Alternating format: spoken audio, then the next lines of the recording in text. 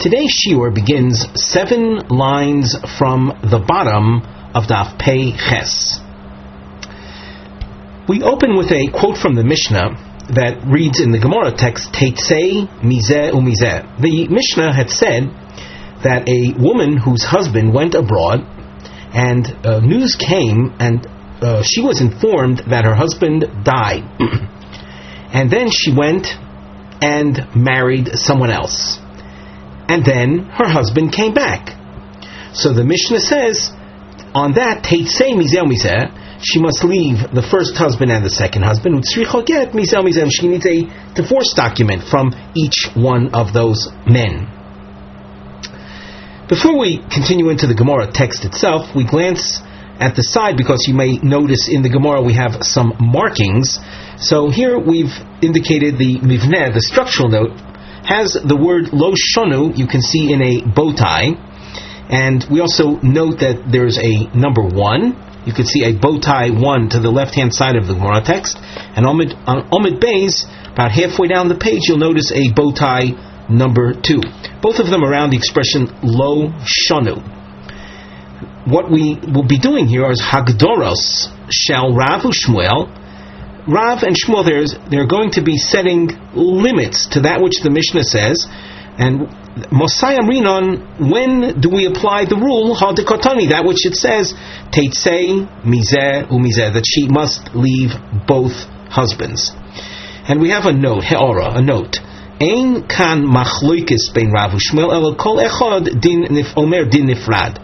We're not featuring here a machlokis between Rav and Shmuel, but rather each one is offering their qualification of the Mishnah's teaching. Another structural note we have highlighted with this other geometric form that you can see. These are Shnei Hesberim, 2 explanations. This geometric form we refer to at times as the volcano shape or a trapezoid. These shapes highlight 2 Hesberim, Laha Dekotoni Rav, 2 explanations regarding that which Rav says, Avol niseis al pishnei edim lo teitzei. Now, if she got married based on the testimony of 2 witnesses, so Rav says she doesn't leave. Lo teitzei miman. The question here is, she doesn't leave what? So the first approach, and this you will see really by studying the Rashi, and we wrote it in between the lines of our Gemara, is she doesn't leave lo teitzei mibal hasheni, from the second husband. The second approach that Rav Ashi will feature on Omid Beis, he says lo teitzei, she doesn't leave mibal harishon, the first husband. In other words, if she got married based on the testimony of 2 witnesses that said that her husband died, her subsequent marriage to a second husband is something beyond her control. She's called an anusa, an oines.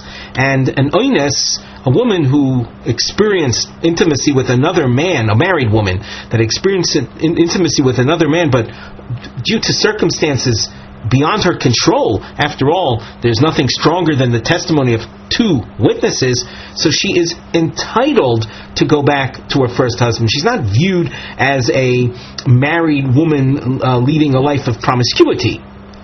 A woman like that, of course, is forbidden to go back to her husband after she willingly has intimacy with another man. But that's not the case if 2 witnesses had testified that her husband died. All of this hopefully will become clearer as we go into the Gemara. So now we pick up the Gemara. Omar Rav, Loi Shonu Elo Sheniseis Be'ed Echad. That which the Mishnah teaches, Teitzei mizeh umizeh, that she must leave the first husband and the second husband, after the story that we saw featured in the Mishnah, that's only if her marriage to the second husband was Be'ed Echad, that 1 witness came and told her that her husband died. Avol niseis al pi shnei edim loi teitzei.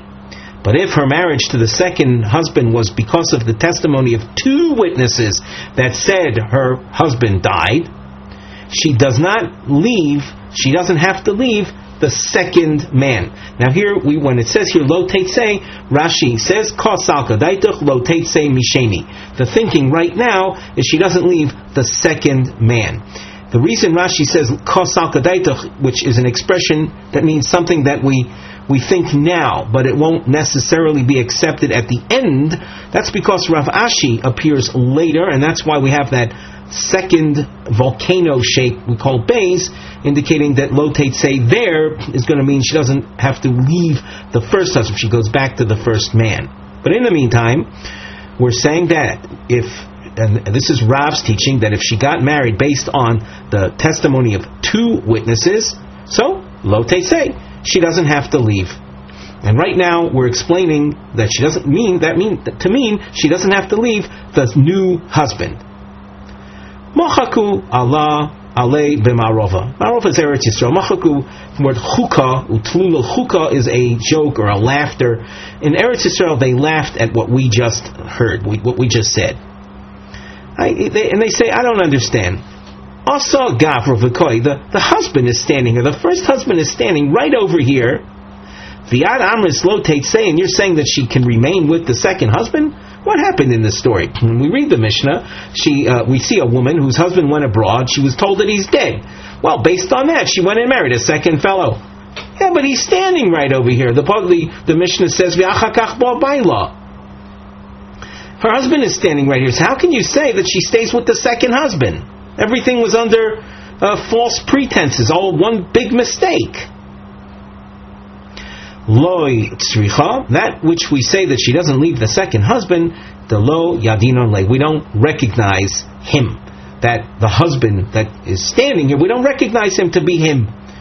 Either lo yadinon le, well, if that's the case, we don't know him to be the first husband.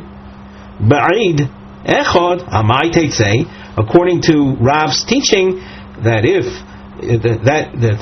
according to Rav, the Mishnah said that if it was one witness that came that said the husband died, so when the guy comes back, so she leaves the second husband. Why should she leave the second husband?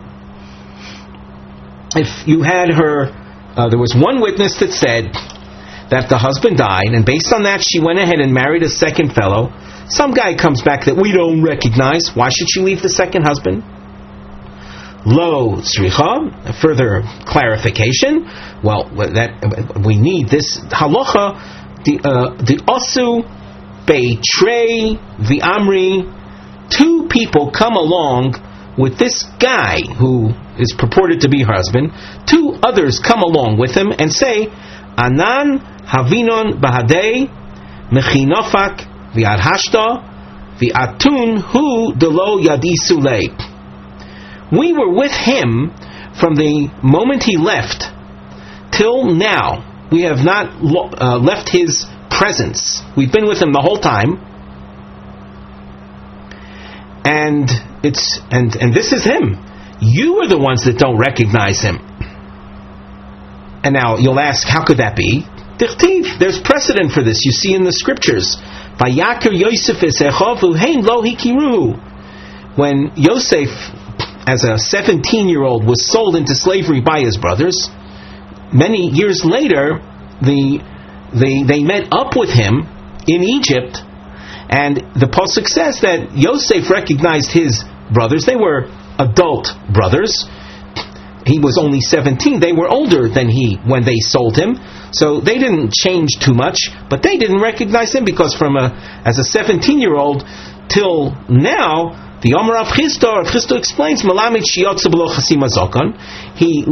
left their presence initially. That's Yosef, when he was sold by them, he was unbearded. He didn't have a growth of beard. And they come and see a man with a beard, a bearded face. Therefore, with regard to our story, and we're going to now explain what Rav said with all of this information in mind. A man had gone abroad, and one witness came and told the wife that your husband is dead.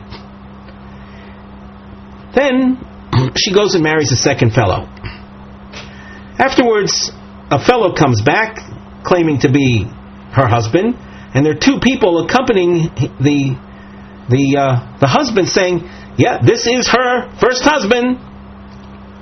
So, if her marriage to the second man was based on the testimony of merely one individual, so they are believed when they say this is her husband. However, if there were two witnesses, and this is what Rav was saying, but if there were two witnesses that said her husband died, well, if based on their word, she married a second man, a second husband, and then afterwards the first husband comes back with these two testifiers about him, she does not have to leave her second husband. The Gemara asks, sof, but in the end, trei utrei ninu. You have two witnesses that said, trei utrei means 2 versus 2. You have two witnesses saying that the first husband died. You have these two fellows saying that this is him. He's not dead. This is your husband. This is your first husband. Vehabo oleha ba'asham talui koi. Asham talui is a type of sin offering. It's called a guilt offering when there's a matter of doubt. How can Rav say, according to everything we've explained till now, that if her marriage to the second fellow was based on the testimony of two witnesses claiming he died, how could she stay with the second guy? There's an issue of doubt here. You have a woman who had the status of a married woman, now moving in with a second husband who says that she's unmarried, who says she's a widow. You've got two other guys countering the first two versus 2. You've created an issue of doubt, and anyone who has relations with her would have to bring a guilt offering. It's an unlawful marriage. It's a marriage where there's doubt regarding her permissibility. So how can you say that, well, if she married based on the testimony of two witnesses, she stays with the second guy? But there are these other two guys that are countering that. Omar Rav Sheshes. Kagon shenises li'echod me'edeha. We said that she married a second husband. You know who she married? She married one of the two witnesses that said he was dead. So that from his standpoint, from that witness's standpoint, he's the second husband. There's no doubt. There's no doubt. Asham Tolui is a guilt offering that's brought when there's an element of doubt. But there's no doubt. She's totally muteres in his mind.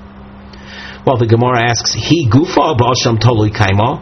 But from her standpoint, how can she marry the second fellow? Is there not an element of doubt in her mind? She didn't see him dead. The Gemara answers, no, there's no element of doubt. Ba'oimeres bori li. She is claiming it is clear to me. And Rashi adds at the top, bori li kagon al yedei simonim. I have signs. There were signs that they testified concerning the man that they saw dead. It's clear to me that was my husband. The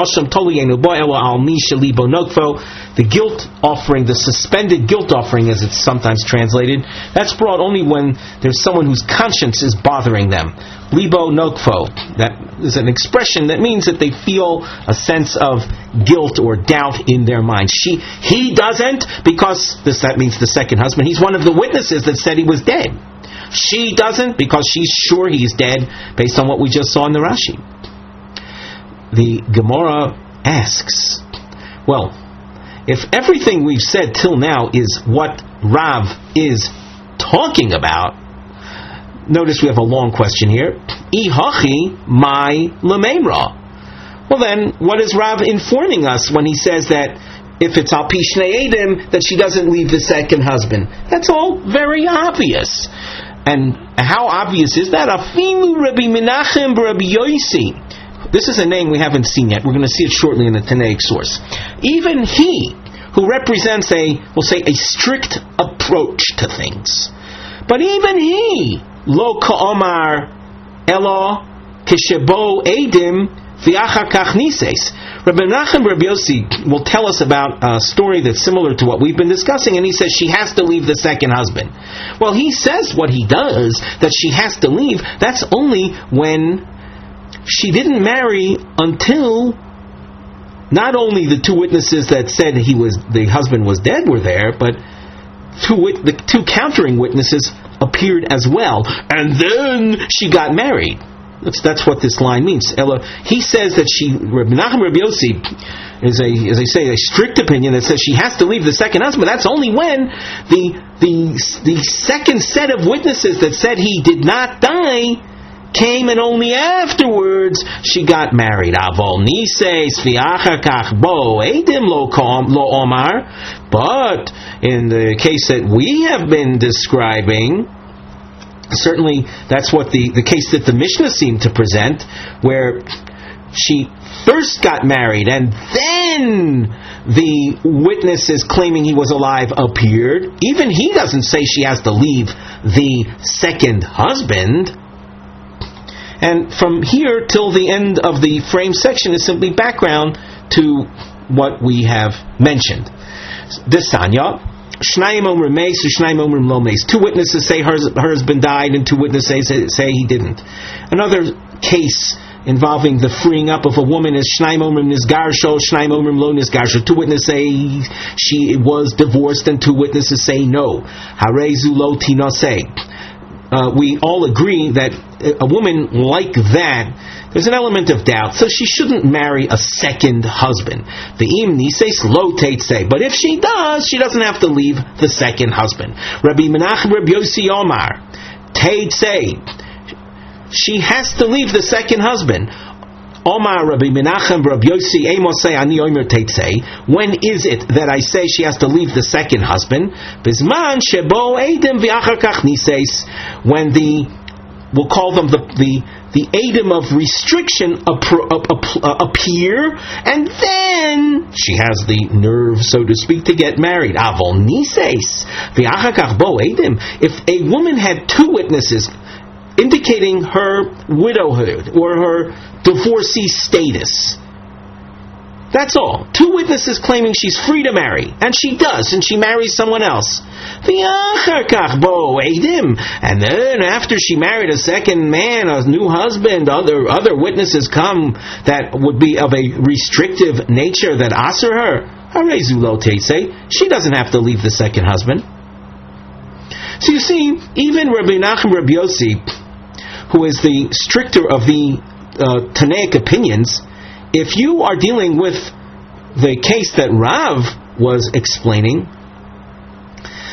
Rav was commenting on the Mishnah, and it seemed from the simple reading of things that you're dealing with a woman that first married based on witnesses that free her to marry, and then after she married the second fellow, the restrictive witnesses showed up. No one says she has to leave. No Tanaic opinion says she has to leave. So what's Rav coming to tell us? Ki koma Rav nami. Rav's din was in fact bizman shebo edim v'achar kach nises la'afuke mid Rabbi Menachem Rabbi Yossi. Rav was talking about a case where the restrictive witnesses showed up before she remarried the second fellow. And Rav is telling me that if her initial marriage was, if her marriage was based on the fact that there had been two witnesses saying he was dead, even though two witnesses claiming otherwise appeared before she married the new husband, she doesn't have to leave the new husband. And that is the opinion of the Tanakama, to the exclusion of Rabbi Menachem Rabbi Yossi, and that's what Rav's agenda is, to tell us that we're not going to follow Rabbi Menachem Rabbi Yossi. Let's take a look at Rashi on the third line from the top. Ki koma Rav nami kishibo edim v'chulei v'hochi koma Rav, and thusly Rav's original halacha is to be read. Lo shanu, that which the Mishnah teaches she has to leave the second husband. Elo bi'eid echad, that's only where there was one witness that claimed that he was dead. that means that the first husband was dead. The Hossam, Afagav Denises, in that case, even though she married a second guy, V'achar kach bo baila, and then the husband showed up, Kirikotoni Masnisen, Teitse, she has to leave the second husband. Aval alpin shnayim edim, if she married based on two witnesses that said her husband was dead, afilu bo bailo v'achar kach nises, even if the husband came before she remarried and then she remarried, lo teitse, she doesn't leave the second husband. Ilo yadinon lei unless we know him to be the real husband. But if we don't know him to be the real husband, but simply it was two witnesses that came along with the husband saying that this is him, and we say well, we don't recognize him, it's only on your word. That doesn't matter. That doesn't matter that there are two witnesses that say this is him.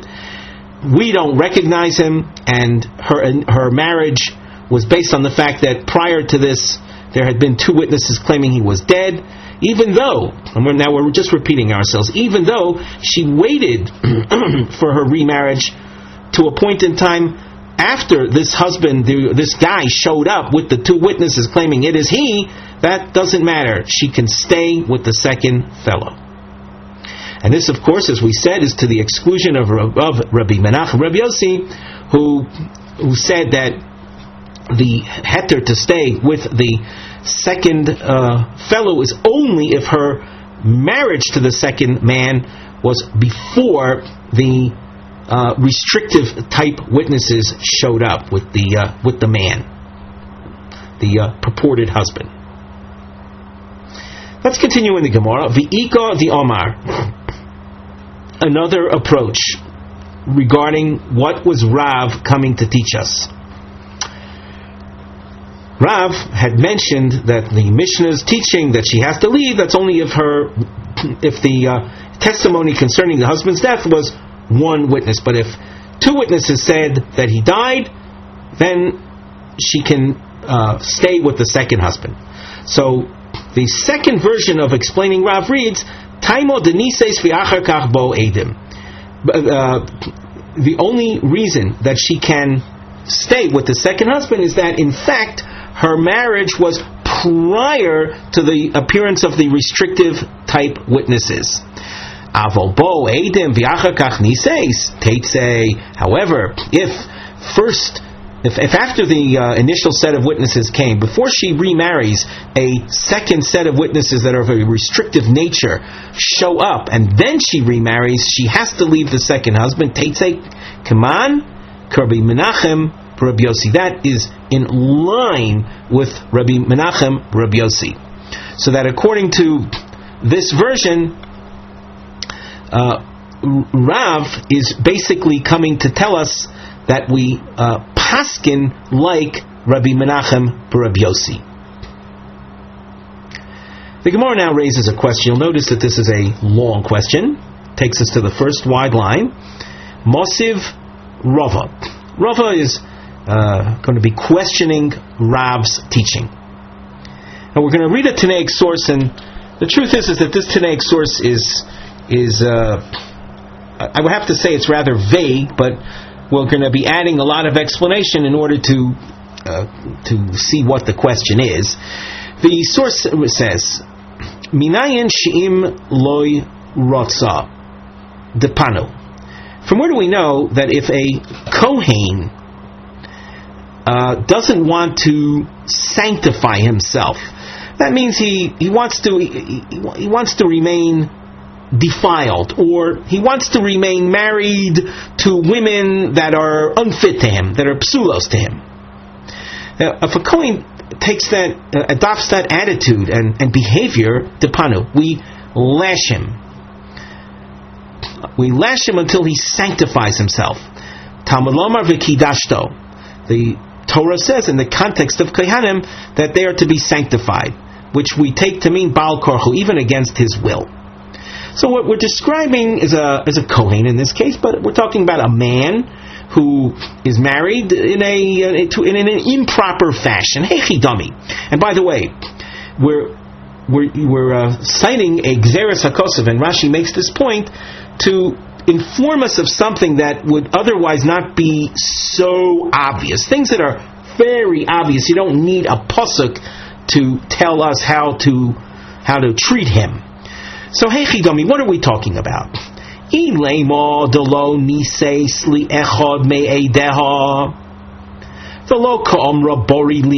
we're talking about a situation where you have a woman, this Kohen married. Now, this is a woman that had been married to a previous man, and the Kohen that she's marrying is not one of the witnesses. He's not sure. He's not one of the witnesses that said he was dead, and she's not saying, "I'm sure he's dead." So you've got a woman that was known to be married, and then she's marrying some second fellow. In the case of this source, it would be the Kohen.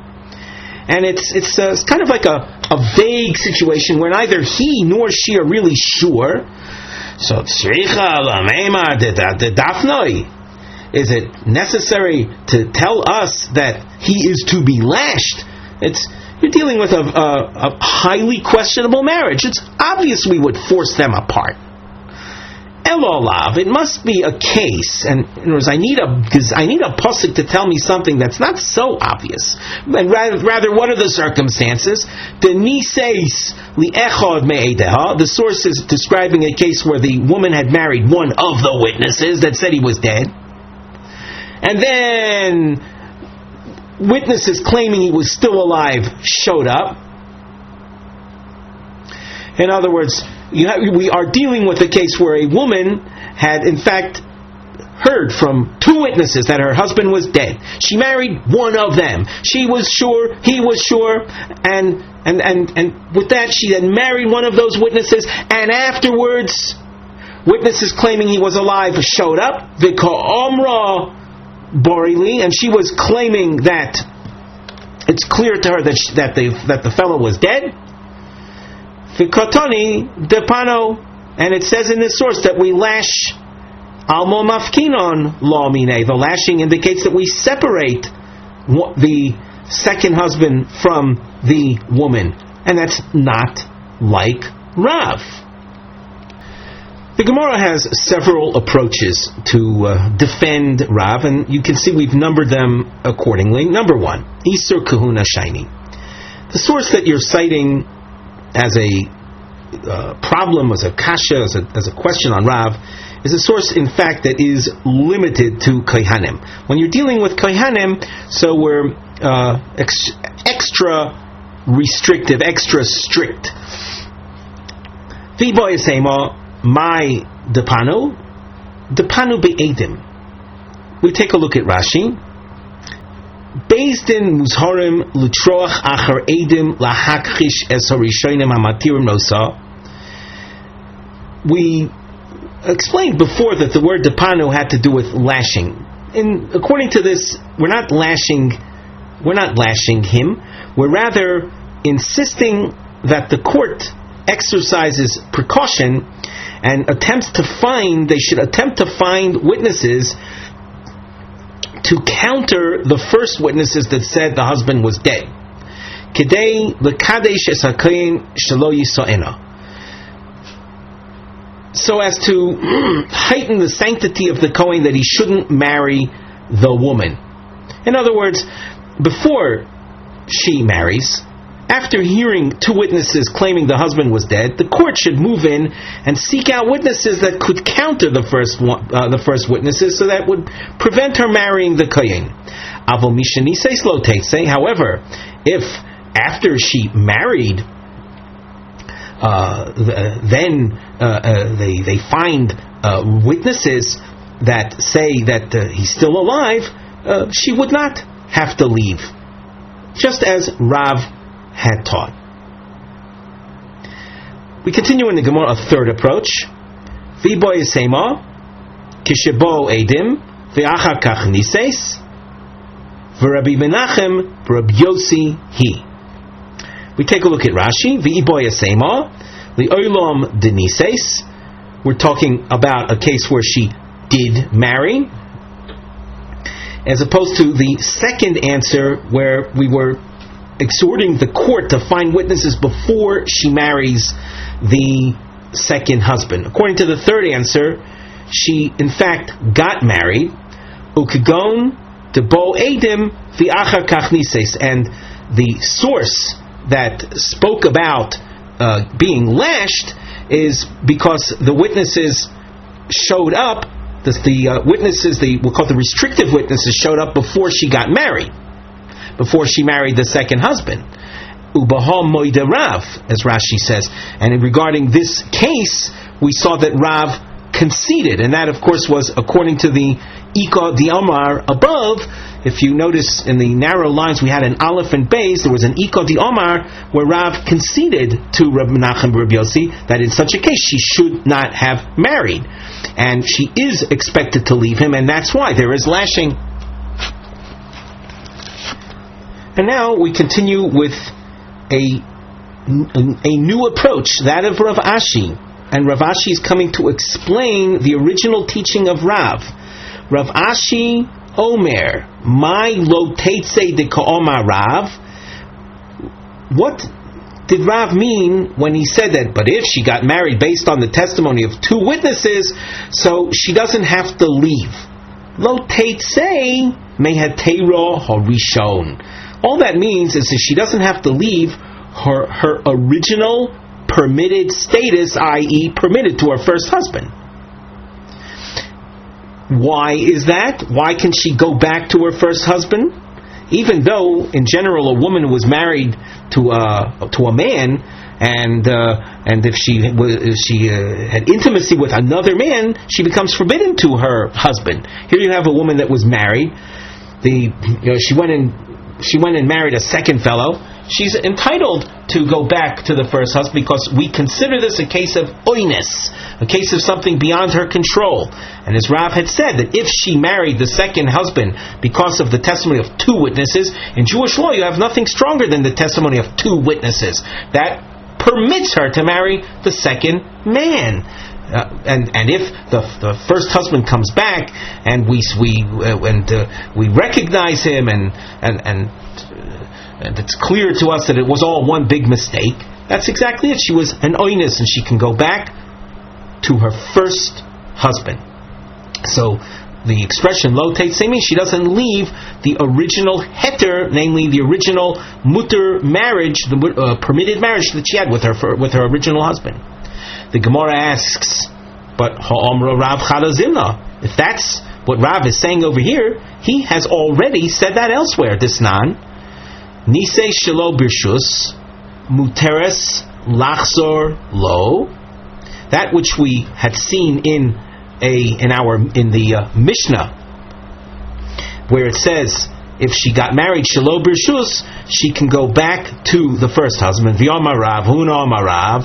Ochi Hilchason, Rav said that that's the way we paskin. And we have to add here, when the Mishnah taught Nisei Shelo Birshus, it meant she got married to the second husband without needing a court permission, but rather because two witnesses had said her husband died. If that's the basis upon which she married the second husband, she can go back to the first husband. And Rav rules like that. So what do I need the teaching of Rav that we had here on Omen Aleph? The Gemara says, Chado michlolo de chaverta itmar. It wasn't as if Rav said the same halacha twice, but rather Rav said the halacha once, and the second teaching was derived from the first teaching. We continue in the Gemara with a bow tie that you see coming up, and we call this number 2. This is something featured on the side under our nosei, our topic heading, where we read Dino Shel Shmuel. We're going to study Shmuel's halacha. Ha dekatoni teitzei mizeh mizeh. That which the Mishnah teaches she must leave both husbands. Hainu hecho delo makhoshaso. That's where the woman is not countering, where she remains silent when she hears the testimony that her husband is still alive, or when the husband shows up and she doesn't challenge him, claiming you're not him. Omar Shmuel, we read in the Gemara, Lo Shanu, the Mishnah that says that she must leave. She had, just to go over the case again, the woman was informed that her husband was dead. She went ahead and married someone else, and then the husband shows up. That's as far as the Mishnah is concerned. So the Mishnah says, well, she's got to leave the second husband and the first husband. So Shmuel says that whole teaching is lo shanu elo shalom akoshoso, where she doesn't contradict the husband's this original husband's claim to be in fact him. Avo makoshoso, if she denies it, she contradicts him. Lo teitse, she doesn't have to leave the second husband. Now that in and of itself is a rather vague teaching, because we don't know what are the circumstances. B'mayaskinon, well, what are we talking about? If you're talking about a case where two witnesses come and say that this is him, ki machishoso lei mai have.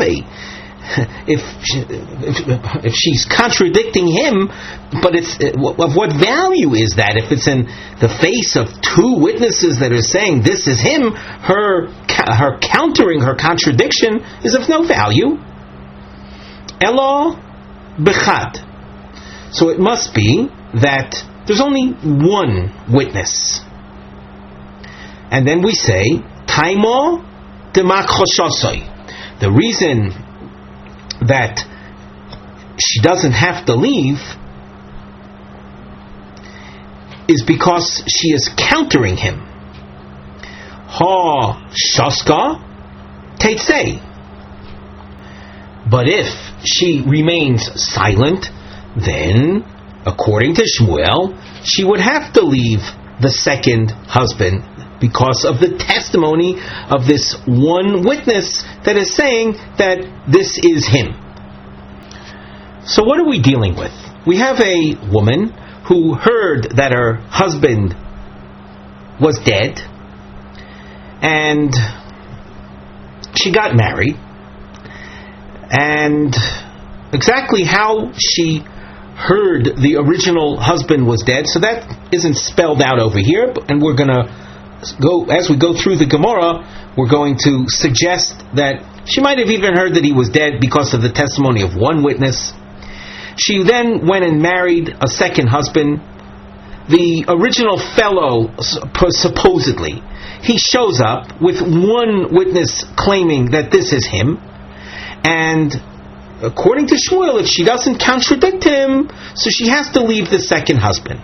And now we ask, how can that be? Why, if she remains silent, does she have to leave the second husband only because of this testimony of one witness claiming that he's alive? V'omarula. We have a rule taught by Ula called Mokoim Shemino Torah Eidechot, in topics or circumstances where the Torah grants believability to a singular witness, which is, we just bear in mind that's an exception to the general halacha that you need two witnesses to establish facts. But there are cases where the Torah gives believability to one witness, and an example of that is a single witness claiming that a woman's husband is dead. So cases like that, situations like that, where the Torah gives believability to one witness. Harei kan shnayim. In our eyes, in our mind's eye, we view the witness claiming that he was dead as if there are two witnesses. So then you have a woman that based on that kind of testimony got married. There is no room then for a witness claiming that he is alive a singular witness claiming he's alive, to have any strength in the face of the equivalent of two witnesses that claimed he was dead. So that even though factually factually speaking, there was only one witness that said he was dead, but we give that kind of testimony that a husband is dead, we give it the power of two. The subsequent testimony of one is considered zero. Therefore, the question is, why is it that even if she remained silent, is Shmuel teaching me that she'd have to leave the second husband? In order to answer this question,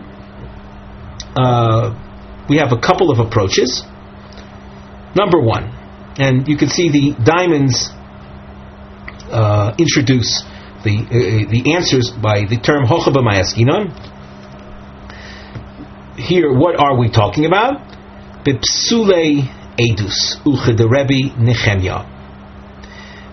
The halacha of Shmuel that tells us that if she contradicts the husband, the fellow that purports to be the first husband, if she contradicts him, so she doesn't leave.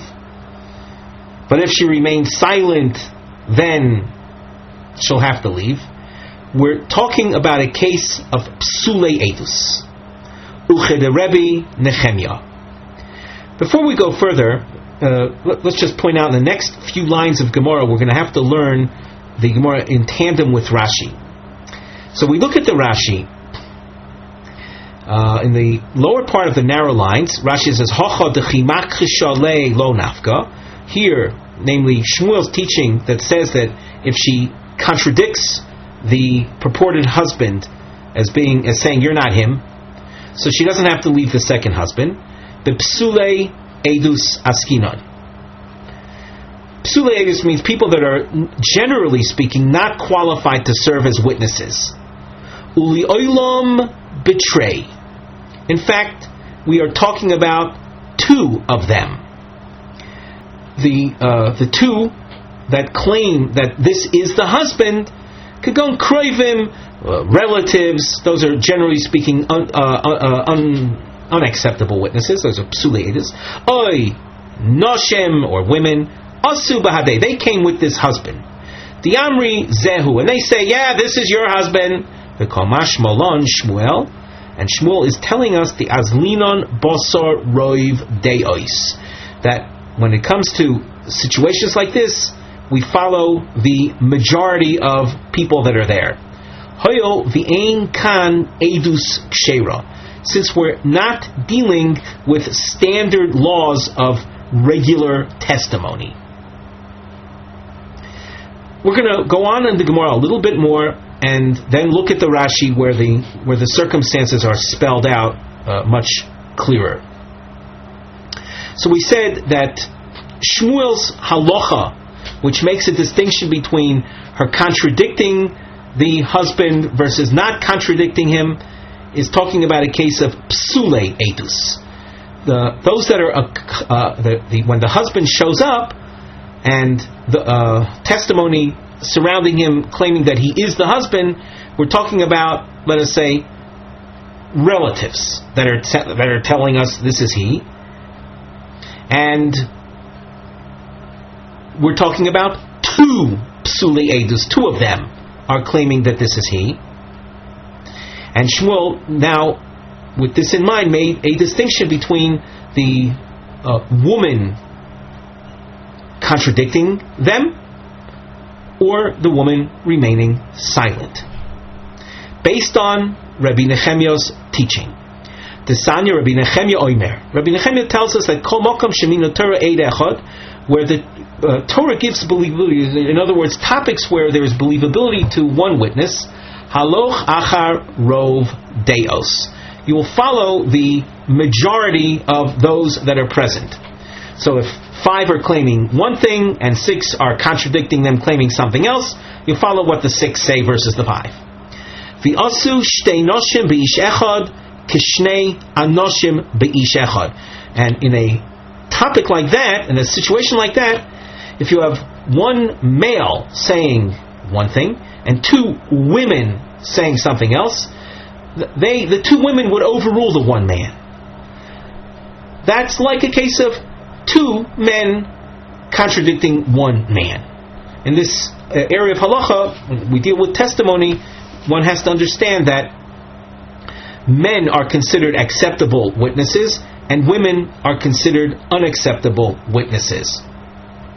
It has nothing to do, by the way, with the inferiority of women, chas v'shalom, heaven forbid, but it has to do with the elements of human awareness that are necessary for testimony.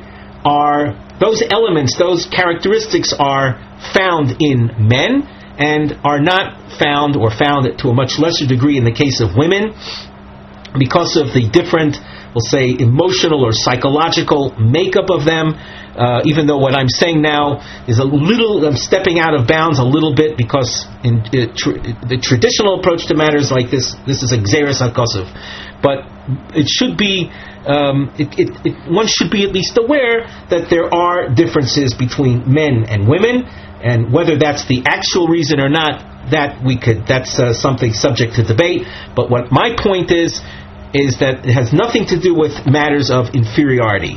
In fact, in other areas of halacha, the sages tell us that women have a higher degree of knowledge and awareness with regard to other matters that require intellectual sensitivity, etc. That's going way beyond the realm of our discussion, but just to set the record straight, testimony is one area of human experience, and in this area, so men are acceptable and women are unacceptable. In other areas of the human experience, women are considered having greater astuteness, awareness than men. That having been said, we go back to our Gemara where we see Rabbi Nehemiah's rule. But now, in order to tie everything together, we will have to learn through the Rashi, and after that, hopefully the din of Shmuel will become much clearer. So now we go to the Rashi, Dibur HaMaschil Uchd Rabbi Nehemiah. You'll see this 4 lines before they get wide. The last of the narrow lines, Uchd Rabbi Nehemiah, Di Omar, Kol Mokoim Shemino Torah Eid Echad, Ein Din Edus Badavar. Where you're dealing with a topic that we give believability to one witness. We said the topics include our case of witness testifying a man, a husband, died. There's another topic in the Torah, the topic of sota, where one witness says that a woman definitely behaved promiscuously in intimacy with another man, a married woman being intimate with another man. That is the topic of soita. It's another area where the Torah grants believability to a singular witness. So in these areas, we say that the standard halachas of edus, the standard rules of testimony, are suspended. Mid'eid echad ne'eman ba, from the fact that we are giving believability to one witness, which is stepping, we'll say, out of the realm of standard testimony, where a minimum of 2 witnesses are required. So we're dealing with a topic that's not in the realm of standard testimony. Hilkoch, therefore, psulim ne'emonim kiksherim, v'aloch achar horoiv. Therefore, since the standard rules of testimony don't apply, those people that are generally speaking disqualified from testifying are acceptable here. And we mentioned before, that includes women, relatives, and by the way, in light of the discussion we mentioned before, the Torah disqualifies 2 relatives, let's say 2 brothers, from testifying together. Why? That's the Torah's will. You'll say, relatives will lie. So we say in halacha, even if the 2 brothers are Moshe and Aaron, where there's no doubt in anyone's mind that they would lie, nevertheless Moshe and Aaron cannot serve as witnesses. That's the will of the Torah. Likewise, when we say women are disqualified, that is the will of the Torah. But we continue in the Rashi. V'osu shtei noshim hamakrishois ish echad, if you have two women that are contradicting the testimony of one man, that's the same as kishnei anoshim bish echad, two men against one man. De mehemni, the two are believed against the one. Hilkoch ilu lo bo habal. Therefore, in our case, if the husband did not show up, the aid omer mace, and a witness says the husband died. Ushnei psulei edus omrim lo mace, and two, generally speaking, disqualified witnesses say he is not dead. Lo nafkalo mecheskas eishes ish. The woman does not leave her original prohibited status of being a married woman. The halocha HaRav Deos, you follow the majority opinions, and in this case, one is saying he's dead, but two are saying that he's still alive. Even if those two happen to be two women, they are followed. Their opinion or their testimony is what we accept. V'chein kishebo habal v'elu shnei psulei edus imo ha'omrim zehu. Likewise, in the case of the Mishnah, where the husband shows up and two relatives or two women come along with him saying, yeah, this is the first guy, this is the husband. Vehi omeres she'ein makeres imzeh imlav, and the wife is saying, I don't know, I don't recognize them to be the husband or not. Kilo makhishalahu nafka. If she does not contradict them, she must leave. She cannot remain with the second husband. You have here these two women, the two psulei edus, that are saying this is the original husband, countering the first witness that said he was dead, that based on whom she married the second man. And in a case like this, she doesn't leave her status of being an eishes ish, a married woman. Avol. Now, and here's where Shmuel's din kicks in. Avol hecho di omra bori li she'ein zeh. But where you have a woman saying, I know this is not him, this is not my husband. Dal eid kamo mehacha. You can, in your mind's eye, even remove the first witness that said he was dead. You can take that out of the picture. Still, the woman is on solid ground in her marriage to the second man. Ein psulei edus ne'emonim l'hoid al odam kosher afilu hein elef. Disqualified type witnesses, women, relatives, those are the psulei edus. They are not believed to testify about a kosher individual, a proper individual, even if there are 1,000 of them that are testifying against what she is saying. Shekol Odom Nemon al Atzmo be'isurim bedover haborlo. Everyone is granted unquestioned believability in matters of isur. Isur is the realm that's outside, we'll say outside monetary matters. When it comes to the realm of that which is permitted and not permitted, I don't know how you would, if you would say areas of ritual law. I don't know, maybe there are better translations, but we're dealing with the non-monetary realm of halacha. That's called the realm of isur. There, a person is believed when he states matters with certainty and clarity, even against all others in the world. Elohim Cain yesh edus ksheira b'davar.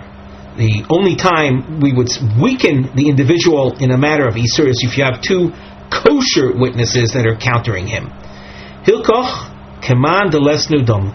Therefore, since we're dealing with psuli edus here, it's as if they're not around. Again, if the woman is contradicting him. Umecheskas eishesish yotzala al pi rishon. And she leaves the status of eishes ish with the testimony of the first witness that the husband is dead. So you combine the first witness saying the husband is dead and her certainty that the guy that shows up is not the husband. So that's what we call makhisholei. That's what Shmuel was saying. In a case like that, so she doesn't have to leave. However, if she's lo makfa shalei, if she's not contradicting the husband, she's saying, I don't know. And originally she had only one witness saying, even if it happened to be a man, one witness saying that he's dead. And now you have two witnesses that are coming along with this guy claiming to be the husband, saying, this is he. And the woman is saying, I don't know. She's lo makfa shalei. So Shmuel tells us she has to leave the second husband. And this entire teaching is based on the rules that we saw in the name of Rebbe Nehemiah. Now let's go back to the Gemara. V'i boyasema. Where in the Gemara you see the squiggle underline, and there's a number 2 to the immediate right-hand side of the Gemara text. Another approach, again, all of this is in the face of how can Shmuel say that she has to leave if she remains quiet. After all, she got married based on the testimony of one witness, and one witness is given the strength of 2, so that the one witness that says he's dead is if she has 2 witnesses on her side allowing her to get married, and therefore we don't believe those that come to counter, even if she remains quiet. So and that was based on Ula's teaching. So now we continue in the Gemara. How do we explain Shmuel that says that when she remains silent she must leave? Let's read that again.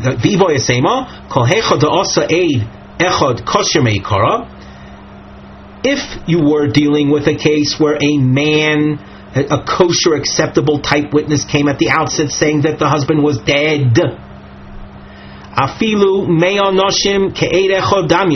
even 100 women countering, saying that this is the original husband, they would be no stronger than one witness, and they would not be able to contradict the man, the Eid Echad Kosher that came at the outset. Where Shmuel said his halacha, that it all depended on whether she was contradicting the husband or remaining silent. The case here is Kagon de Asya Isha Meikara.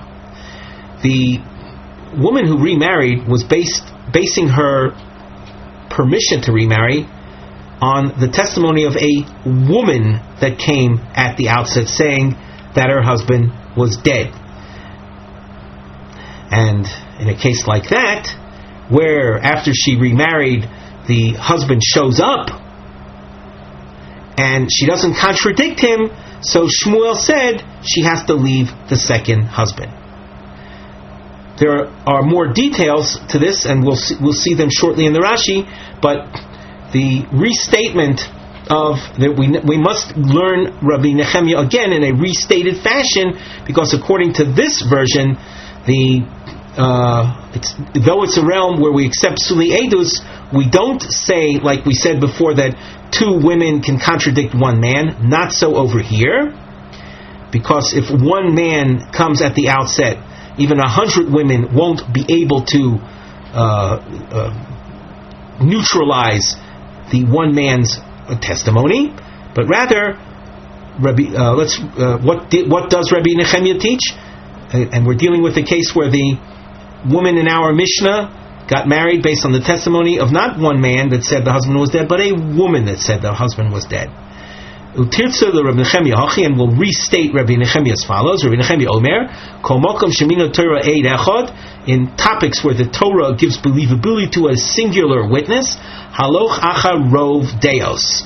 And if there is any discrepancy or contradiction in testimonies, you follow the majority opinion.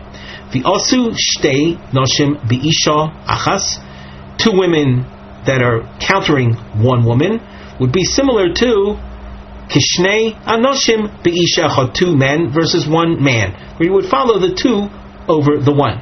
Avol shtei noshim bi'ish echad kepalga upalga domi. But if you have 2 women that are countering the testimony of one man, then that would be like palga, means half and half or split testimony. At this point, though, we look into the Rashi, as we mentioned before, and everything should hopefully become clear. We want to know what are the circumstances of Shmuel's halacha. So we look at the Rashi, where we left off, in the middle of the wide lines. If originally one man came testifying that her husband was dead, even 100 women that would show up after the woman remarried, V'amri lo meis, claiming he's not dead, ki eid echad damyan, they would be like a singular witness. V'havuluhu eid makrish eid, and it would be then essentially a witness contradicting a witness. V'achronenu klum kidu'ula velo nafka, and the second one would have no believability in accordance with Ula's teaching. And Ula's teaching had stated that in topics where we accept a single witness, that single witness will have the strength of two. And one of those topics is a witness who claims that a husband of a woman died. So if you have an Eid Kosher coming at the beginning saying that, he carries the day. Ula Shmuel afilu shaska, and according to Shmuel, even if the woman who remarried remains quiet in the face of the man who shows up later claiming to be her husband, because that woman got married in the case of one kosher witness saying that the husband was dead, that is, as we say, that carries the day. And that all the subsequent testimony of psuli edus will have no effect. In our Gemara, where Shmuel says that where she remains silent, she does have to leave the second husband. Her marriage to the second husband was based on the testimony of a woman at the beginning saying that the husband was dead.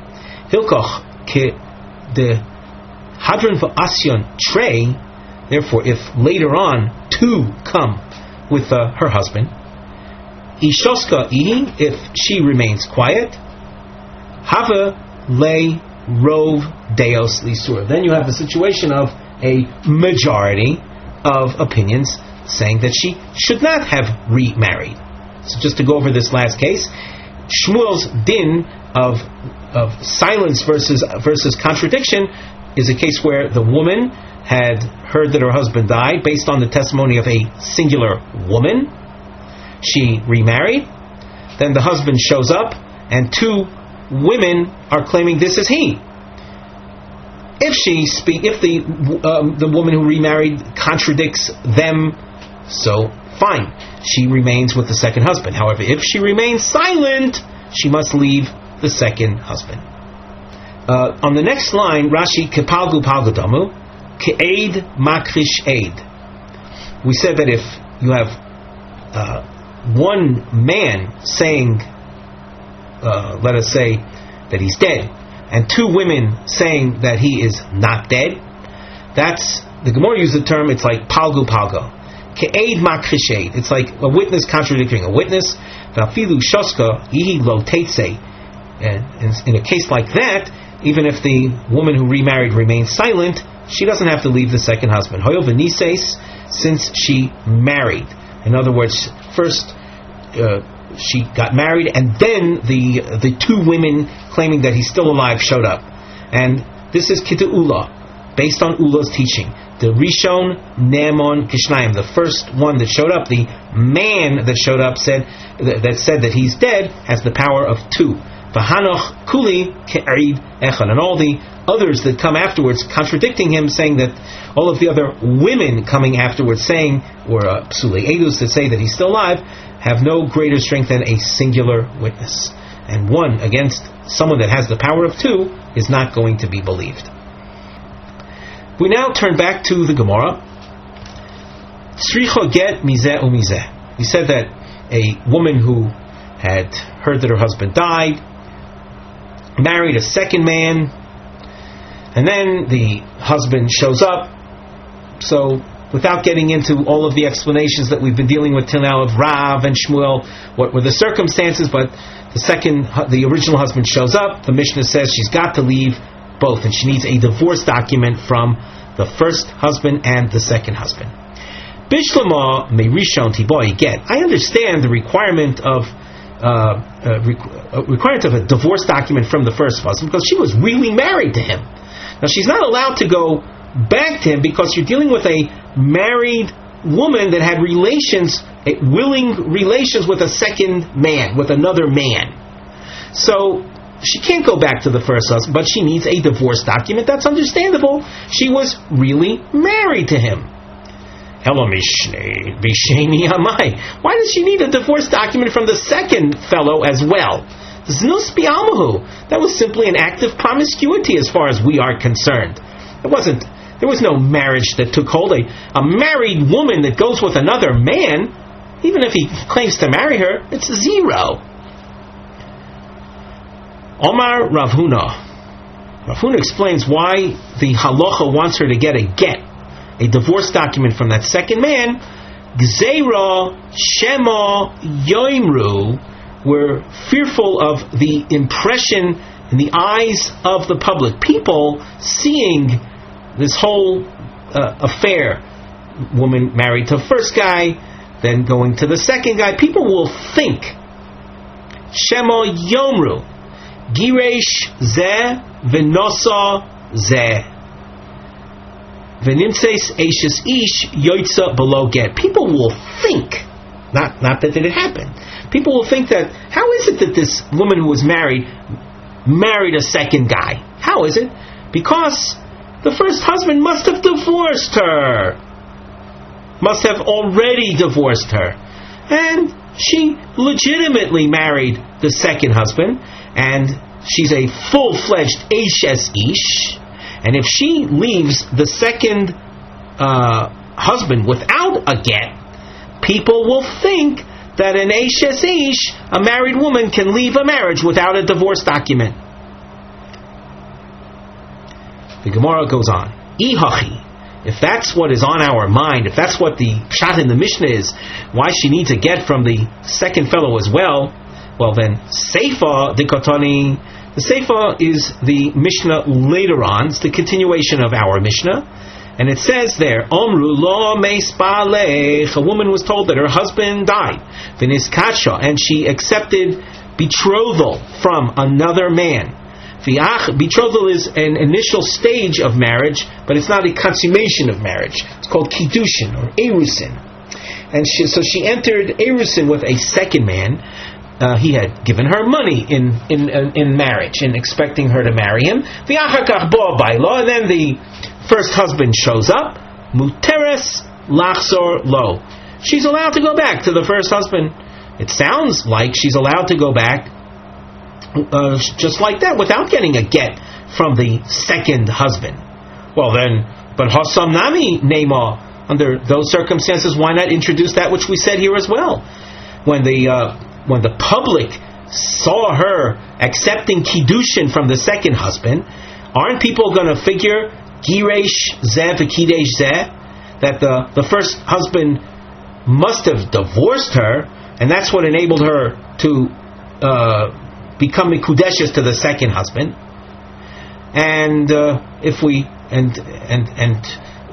she's going to go back to the first husband without a get from the second fellow.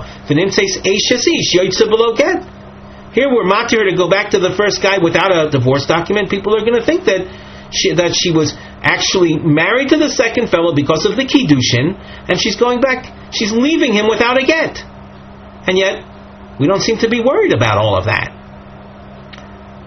The Gemara responds, Li'olam baya get. She does require a get from the second man in the Seifa.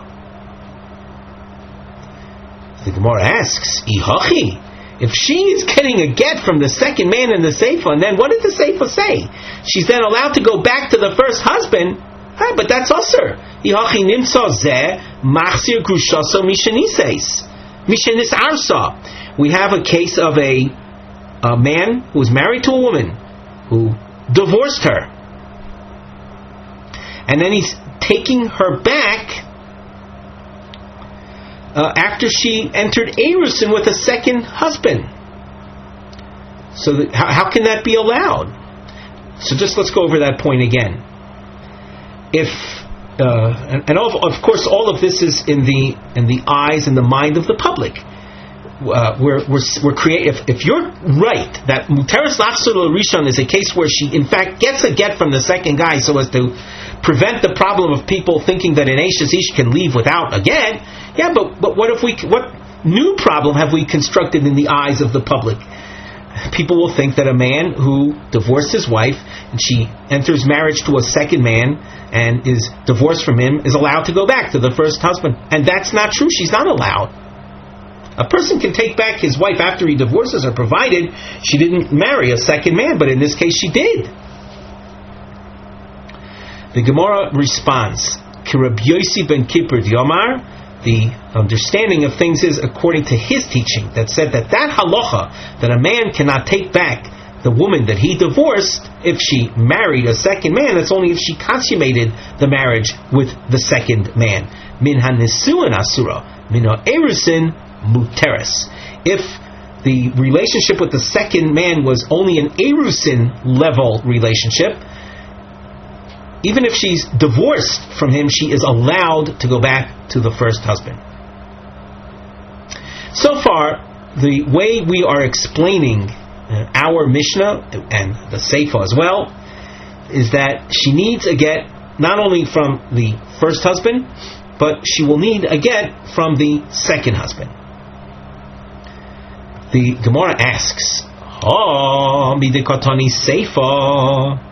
According to what we just said, we had said that in the Seifa, there is a get given by the man that was Mekadesh her.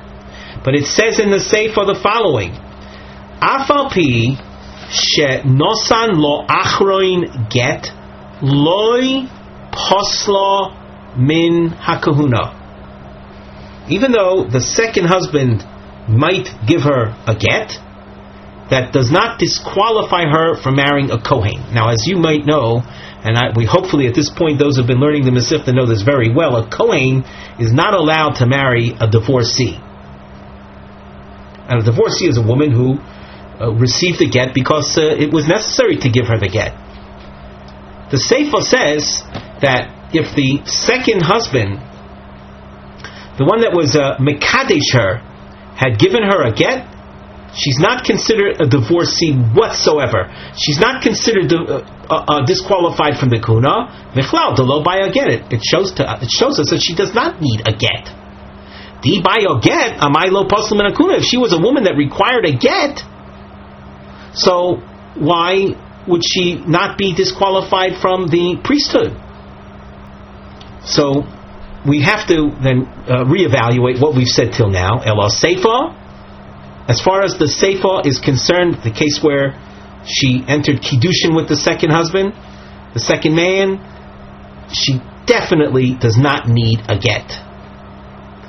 Seifa, Amri, people will figure Kiddushay To'os Havu. We know she was married to the first one, but how is it that she's leaving the second husband without a get?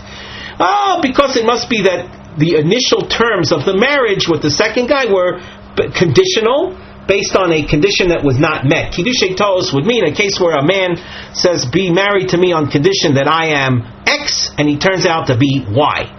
Rashi gives the example, I want you to marry me on the condition that I am a Kohen, and it turns out that he's not a Kohen. So such a marriage doesn't get off the ground, and therefore she doesn't need a divorce document from the second man. So as far as and not only does she not need a divorce document from the second man, people aren't going to think that here a married woman can leave a marriage without a get. People will understand that she wasn't a married woman. The Gemara asks, well then, Reisha Nami, why then in our Mishnah where we said when the husband shows up, Teitzei Mizeh Mizeh, why do we say she needs to get from the second husband? Won't people say the same thing? Reisha Nami, Amri Nisue Toes Havu, that it was a consummated marriage with the second man on mistaken grounds. So that the need for a get from the second husband went by letter of the law. She was never really married to the second husband. The first husband showed up. She's a married woman. She can't marry a second man. Letter of law, she doesn't need a get. The Mishnah says she needs a get from the second husband. Again, why? Because people will otherwise think that she had been divorced from the first husband and the second husband was a real marriage, and then we would see her leaving that without a get. People will think an Eishes Ish can leave without a get. But here, people aren't going to think all of that. People are going to think that it was a Nesue Tais. It was a marriage based on mistaken terms. And a marriage based on mistaken terms, in fact, doesn't need a divorce document. And people aren't going to think married women can leave. She's not a married woman. It was Kiddusha is a Nitzui Tais. The Gemara says, Kansua Rabbanan. We impose a stringency. Knas, generally speaking, as a fine. We fine her. And Rashi says, Lo Talina Lakula. We're not going to assume leniency here.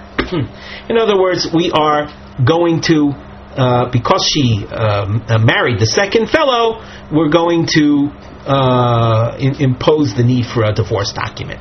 And the Seifa then, when she entered Kiddushin with the second man, let us there also require a divorce document. The Gemara answers there's a big difference between our Mishnah and the case there in the Seifa.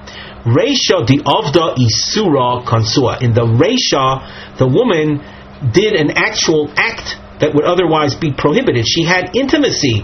That's nisuin. She consummated her marriage with the second man. There was an actual act of intimacy. So, therefore, we come down hard. We impose this restriction, i.e., a requirement of her getting a divorce document from the second man. Seifa, the law of the Isura, in the Seifa case, all that happened there, she entered the Erusin stage of marriage with the second husband, but didn't do an act of, there was no act of intimacy with him. Lo Kansua Rabbanan. Therefore, the Rabbanan don't impose a knas, a ruling of stringency on her. And as far as all of the thinking that we introduced before, people would think that a married woman can leave the marriage without a get. That's not true. That's not. People will understand, or people will explain her departure from the second man based on the idea that his original marriage with her was a kiddushe tos, as we explained.